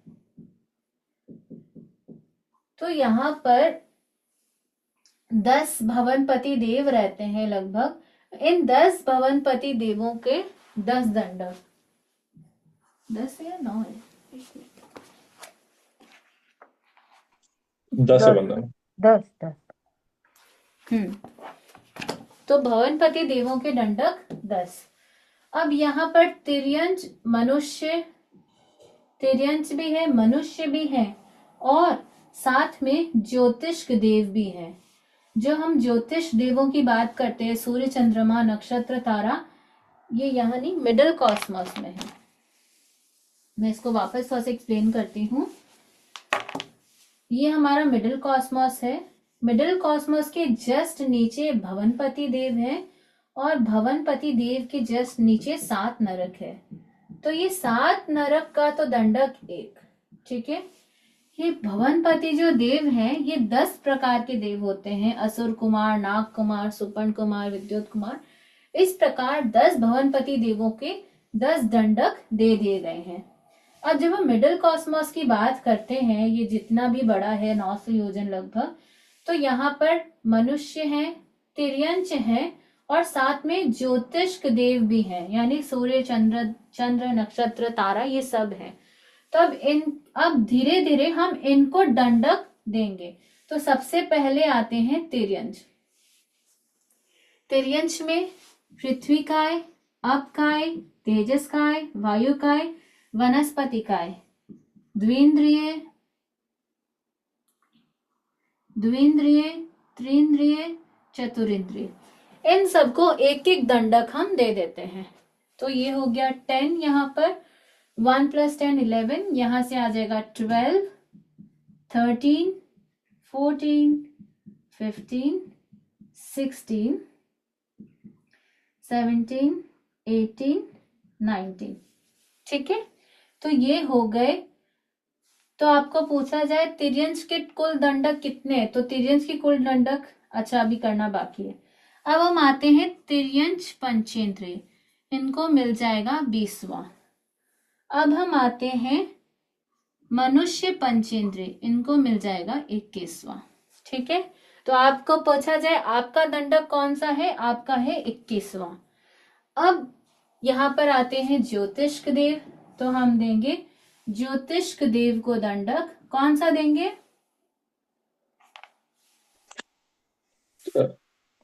ज्योतिष से पहले वंदना में सबसे व्यंतर नहीं व्यंतर आएगा? आएंगे। व्यंतर अच्छा, आएगा। व्यंतर आएंगे, राइट, क्योंकि यहाँ पर व्यंतर देव भी यहीं पर रहते हैं, तो व्यंतर देव को हम देंगे कौन सा? 22वां। 22। ज्योतिष्क देव को देंगे 23वां और वैमानिक देव को देंगे 24वां। तो वैमानिक देव तो इधर हो गए, सिद्ध जो आत्माएं हैं उनका कोई दंडक है नहीं, तो इस प्रकार 24 दंडक यानी 24 स्थान बताए गए हैं जहां जीव अपना फल भोगता है। तो 7 नारकी का दंडक पहला, प्रथम, भवनपति देवों के अगले 10 यानी 9 से 11 तक, 9 से 11 तक भवनपति देवों के दंडक हैं। उसके बाद सारे तिर्यंश को हम लेंगे, पृथ्वी का है, आपका है, तेजस का है, वायु का है, वनस्पति का है, द्विंद्रिय, त्रिंद्रिय, चतुरिंद्रिय, तिर्यंश, पंचेंद्रिय, क्योंकि द्विंद्रिय, त्रिंद्रिय, चतुरिंद्रिय के साथ पंचेंद्रिय अगर हम डायरेक्ट ले लें तो फिर मनुष्य और तिर्यंश तो अलग अलग गति है, इसलिए इनको तोड़ा गया है, तिर्यंश और मनुष्य। तो ऐसे ही करते करते मनुष्य के बाद आते हैं व्यंतर देव, फिर आते हैं ज्योतिष देव और फिर आते हैं वैमानिक देव। ऐसे करके पूरे दंडक 24 बताए गए हैं। आपको याद रखना हो तो कैसे रखेंगे, हम इसका स्ट्रक्चर याद रखें। सबसे पहले नीचे 7 नरक आते हैं, इनके जस्ट ऊपर भवनपति देवों का स्थान है, तो ये भवनपति देव आ गए। इसके बाद यहाँ पर तिर्यंश, मनुष्य देव सभी रहते हैं, तो सबसे पहले जो नीचा है वो है तिर्यंश, मनुष्य से तिर्यंश नीचा है, तो सबसे पहले तिर्यंश को सारे हम दे देंगे। फिर आएंगे मनुष्य, फिर आएंगे देवों की बारी, तो देवों में व्यंतर देव जो है वो ज्योतिष से नीचे है, ज्योतिष उनसे श्रेष्ठ है, तो इसलिए फिर हम देंगे व्यंतर को, फिर देंगे ज्योतिष को और फिर देंगे वैमानिक देव को। इस प्रकार 24 दंडक कंप्लीट हो जाते हैं। मतलब इसमें व्यंतर देवों की प्लेस कहाँ पे बताई आपने? व्यंतर देव यहाँ पर सोने घरों में, खंडहर में, नहीं पहाड़, मतलब उसी में सेंटर में ही है, मध्य भाग में। मिडल कॉस्मोस में। ओके। स्वामी भवनपति देवों को क्यों 10 अलग करे किए दिए? मतलब यहाँ इसका भी एक रीजन आता है, क्योंकि यहाँ पर ना प्रस्तर है। अब ये देव नरक के साथ तो हम काउंट नहीं कर सकते, ठीक है। अब यहाँ पर जब हम भवनपति देवों की बात करते हैं ना, तो अगर हम जब इनके स्ट्रक्चर के बारे में बात करेंगे, एक लाइन में भवनपति देव है, फिर एक लाइन में हॉलो है, फिर एक लाइन में भवनपति देव है, फिर हॉलो है, ऐसे करते करते जहां तक मुझे ध्यान में है ऐसे 10 लाइंस हैं, इसीलिए इनको 10 अलग अलग अलग अलग काउंट किया गया है। ठीक है, थैंक यू। ओके। वंदना में जब जब हम यहाँ पे हम बोल रहे थे कि कर्मों का दंड भोगा जाता है, तो जब देवों की बात आती है वहां पे कैसे दंड हुए? मतलब जब हम दंड बोल रहे हैं तो दंड क्या है? दंड मतलब फल, आप समझ लीजिए, अच्छा, कर्मों का फल जहां भोगा जाता है। और एक ओके। चीज हमें ऐसी समझनी चाहिए कि पूरे संसार की अगर हम बात करें, केवली को छोड़कर या नॉर्म जो एकदम उत्कृष्ट साधुत्व के लेवल में जहां तक हम पहुंचते हैं उसके अलावा छोड़कर, कोई ना कोई जीव किसी ना किसी तरीके से कष्ट को भोगता ही है। केवली के चलिए कोई वो नहीं होता, कष्ट नहीं होता, बाकी देव हो, तिर्यंश हो, नरक हो, कोई भी हो, किसी ना किसी रूप में कोई ना कोई कष्ट उनको होता ही है। किसी को मानसिक होता है, किसी को भावनात्मक होता है, किसी को शारीरिक होता है। देवता में भी होड़ लगती है, उसके ज्यादा धन है, मेरे कम है, उसकी ज्यादा स्टेटस है, मेरा कम है, उसे ज्यादा सुना जाता है, मुझे कम सुनाई देता है, कम सुना जाता है। कोई पियोन के रूप में है, कोई हरिजन के रूप में है, कोई साफ सफाई के रूप में। तो वहां ऐसा नहीं है कि केवल सुख है, उनकी मानसिक पीड़ाएं होती है। जब उनका आयुष्य खत्म होने वाला है, लगभग 6 महीने पहले से उनका क्रंदन या उदासी शुरू हो जाती है कि मेरा अभी सारा भोग खत्म होने वाला है, ये सारा कंफर्ट जोन खत्म होने वाला है। या किसी के इस रूप में हो सकती है कि मैंने अपने देवत्व का प्रयोग नहीं किया, यूज नहीं किया, सब ऐसे ही भोग में समय बिता दिया। तो इस तरीके से कोई ना कोई हल्का फुल्का कष्ट केवली को अगर सिर्फ हम छोड़ दें तो संसार में जो भी जीव है कि कुछ ना कुछ रूप में होता ही होता है। तो उस दृष्टि से भी हम समझ सकते हैं। वैसे यहाँ दंड को कर्मों का फल समझना चाहिए। ठीक है, ठीक है वंदना। ठीक है। ओम अरहम 25 बोल लगभग कंप्लीट हो गए हैं। तो अब आप टेस्ट की तैयारी करते रहिए। टेस्ट में लेवल 3 और 4 तो है ही, अब आगे की आएंगे या नहीं आएंगे वो हम आपको बता देंगे, लेकिन 3 की डिटेल्ड तैयारी आप ज़रूर करें और 4 की भी डिटेल्ड तैयारी करें। हमारा भाव यही है कि दोनों से डिटेल्ड क्वेश्चंस देने का, और उसके बाद एक वर्बल क्विज कॉन्टेस्ट हमने रखा है। आपने मैसेज देखा होगा तो उसका भी ज़रूर आप रिप्लाई करें कि कौन उसमें एनरोल कर सकते हैं, करना चाहते हैं, जिसमें पूरा जीव का अभी तक का जितना भी कवर अप हुआ है उन सारे को हमारा कंसिडर करने का भाव है और उससे रिलेटेड क्विज कॉन्टेस्ट करवाने का भाव है। तो आप ज़रूर उस पर भी ध्यान दें। और इस क्लास के दौरान, इन सभी क्लासों के दौरान, स्पेशली आज की क्लास के दौरान, यदि भूल चूक में जाने अनजाने में मैंने कुछ गलत पढ़ा दिया हो, भगवान के सत्य के विरुद्ध कह दिया हो, या कुछ ऊंच नीच कहा हो, किसी पर राग द्वेष की भावना आई हो, कषाय उद्दीप्त हुए हों, तो मैं सबसे बारंबार क्षमा करती हूँ। और अगर कुछ मैंने ऊंचा नीचे कहा हो तो तत्समिच्छामि दुक्कड़म। आपके सहयोग से ये क्लासेस बहुत अच्छी रही। आपके मोटिवेशन से मुझे भी मोटिवेशन मिला कि मुझे बहुत अच्छे से करना है, कराना है। तो ये यात्रा आगे बनी रहे। जीव अजीव अभी हमने बहुत ऊपर से किया है आप, लेकिन इस बुक को ज़रूर पढ़ें। ये इस बुक में बहुत अच्छी डिटेलिंग दी गई है। जैसे 20वां बोल है, बहुत अच्छा दिया हुआ है। कर्मों को बहुत हमने सिर्फ टच किया है, जबकि इसमें बहुत अच्छी डिटेलिंग है आचार्य महाप्रज्ञ जी द्वारा। आप ज़रूर पढ़ने का प्रयास करें। और इसके बाद जैन तत्व विद्या जो आचार्य श्री तुलसी द्वारा लिखी हुई है, जिसमें 101 बोल यानी जैनिज्म के अदर कॉन्सेप्ट्स कवर होते हैं, तो उसके बाद आप उसे भी ज़रूर पढ़ने का प्रयास करें। बुक आपको ऑनलाइन मिल सकती है और अगर हमारे पास अवेलेबल होगी तो हम वो भी करवाने का भाव रखते हैं। एक बार पिक्चर के लिए मैं आपको दिखा देती हूँ, अगर यहाँ हो तो।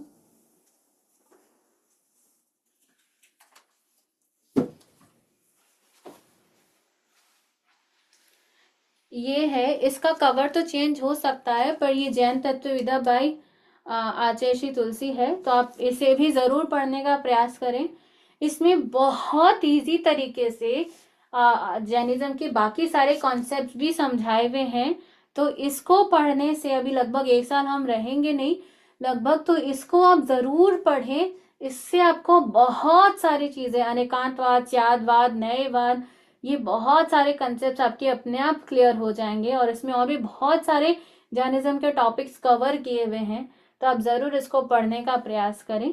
इसी भावना के साथ जिन लोगों ने पार्टिसिपेट नहीं किया है उन्हें आप ज़रूर मोटिवेट करें। क्विजेज है, एग्ज़ाम सेशंस हैं, तो वो भी अगर पार्टिसिपेट कर सकते हो तो ज़रूर करने का प्रयास करें। इससे आपके भी कर्मों की निर्जरा होगी और उनकी तो होगी ही होगी। और सेकेंडली, ये जो क्विज कॉन्टेस्ट होने वाला है, इसके लिए मूल एलिजिबिलिटी और मिनिमम लेवल 3 क्लियर होना चाहिए। और अगर लेवल 4 का एग्ज़ाम नहीं दिया हो लेकिन लेवल 4 की पढ़ाई की भी हो तो वो कॉन्टेस्ट में पार्टिसिपेट कर सकते हैं। तो जिनका बाकी है, अगर उनको 1 महीने में तीनों लेवल कंप्लीट करना हो तो वो भी ज़रूर करने का प्रयास करें, ताकि आप लोग पार्टिसिपेट कर पाएँ। जो भी बाहर रहते हैं, हमारा उनसे भी अनुरोध है कि अगर वो आ सकते हों तो हम उनको बुलाना चाहते हैं, ताकि वो कॉन्टेस्ट में पार्टिसिपेट भी कर पाएँ और दूसरे तरीके से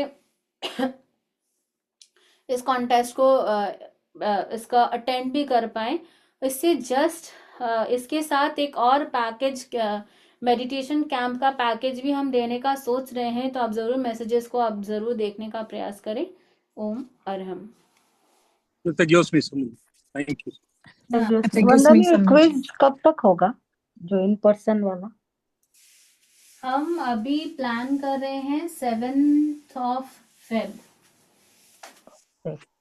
और अभी 11th को एग्जाम है, तो आप उसके लिए भी जरूर तैयारी करने का प्रयास करें। ओम अरहम।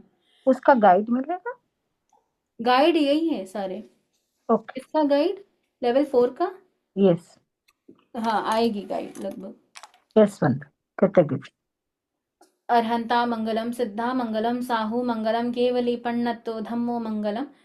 अर्हंता लोगोत्तमा सिद्धा लोगोत्तमा साहू लोगोत्तमा केवली पण्णत्तो धम्मो लोगोत्तमो।